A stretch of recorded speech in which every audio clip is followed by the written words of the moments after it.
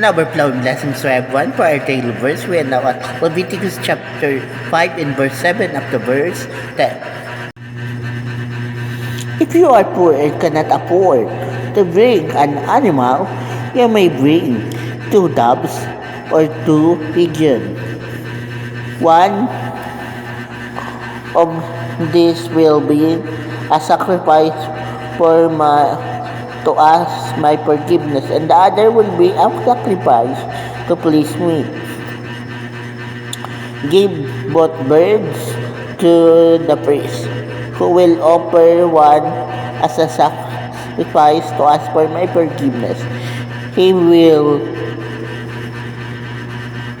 wring its neck without tearing off its head.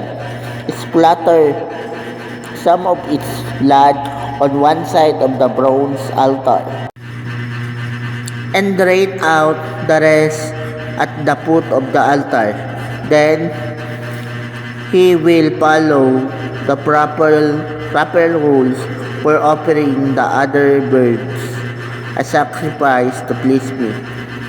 You will be forgiven when the priest offers this sacrifice as the price for your sin. So you see, our God is a considerate God. Okay.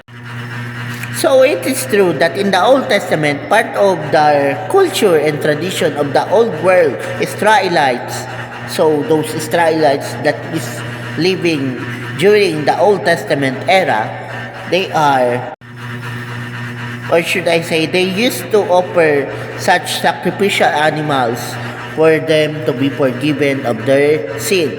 However, in some case, an Israelites is so poor, he can't afford to offer a bull, a cow, a goat, or a sheep. So in this case, God allowed them to offer even birds, such as doves and pigeons.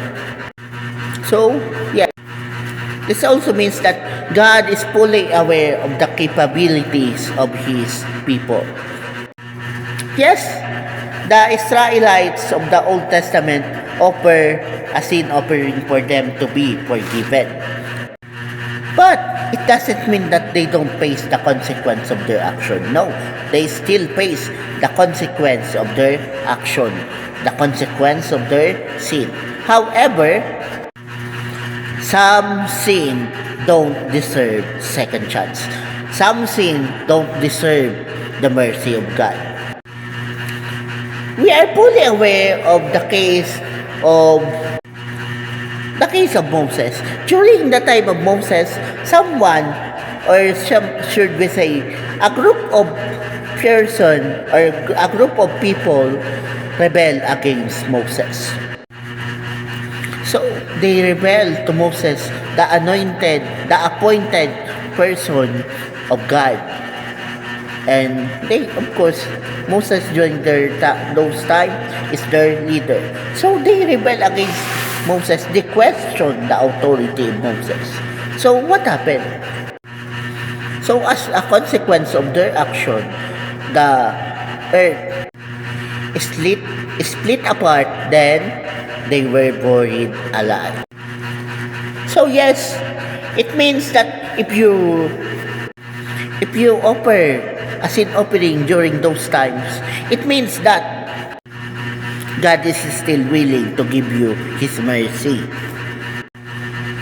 And maybe because the sin that you have committed is of lesser offense, and that those sin is still deserving to, it is still deserving to be forgiven, and maybe because it is a lighter offense that you deserve a second chance. However, some sin don't deserve second chance, such as rebellion and the likes. So some of those sins will lead automatic, or should we say, will result to automatic death, right? So it means that if you experience the mercy of God, then it is up to you to, or should we say, during those times, it is expected that you must give a sin offering for you to be forgiven, for you to be pardoned by God. And God will still accept you as His nation, as His people. And yes, now in the New Testament, we no longer practice the sin offering, the burnt offering, the sacrificial offering. So we no longer practice such a thing. However, we are fully aware that it is the blood of Christ that purifies our sin. See? And we are fully aware that we sin, right? Me, you, and everyone else. All of us deserve death as a consequence of our sin. For the wages of sin is death. But thank God, God still give us His mercy through the blood of Christ. So yes, we are washed by the blood of Christ. We are washed by the blood of the Lamb. So, for us to thank God for His mercy, what we must do? We must do what Christ said. So you were forgiven, and go and sin no more and follow me. So yes, we need to follow Christ because we were forgiven by God, right? But let me remind you, some sin don't deserve second chance. Okay? So it is a warning unto us to avoid those sin. And also, we must never abuse the mercy of God. Because even Jesus gave us already the warning, right?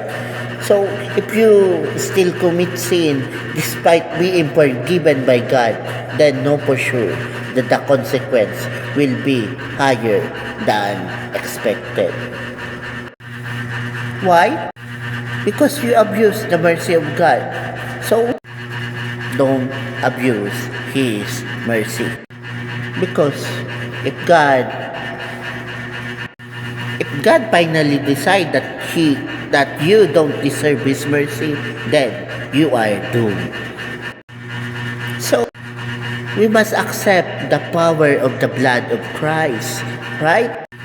For us to be totally forgiven.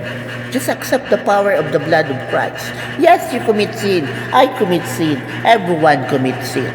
But the only way for us to be totally forgiven is only by the blood of Christ. So yes, let go of your pride and accept Christ. Then He will accept you as well. He will surely forgive you. And yes, just accept the power of the blood of Christ.